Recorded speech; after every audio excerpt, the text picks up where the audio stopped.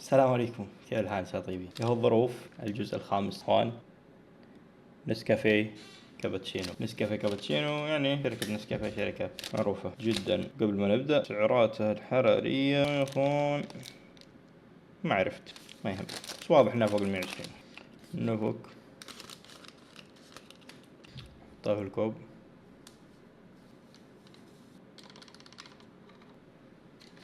جيب موية المفروض درجة حرارة 80، لكن أنا غليتها قبل 5 دقائق. الجو بارد شوي، احتمال إنها نزلت إن شاء الله يا رب. صفقتها كمايك. أم سو سوري. هذه 150 ملي ليمون بس كفاية.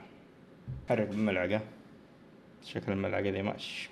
حركه تحريكة أولى، بعدين انتظر 20 ثانية، وحرك تحريكة ثانية. انتظر 20 ثانية. خلصت 20 ثانية.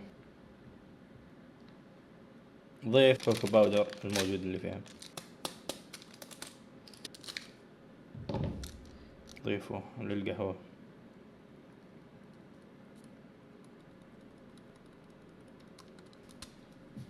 هذا الكوب جاهز. مزبوط، كلش مزبوط. نشربها ونقيم. بسم الله.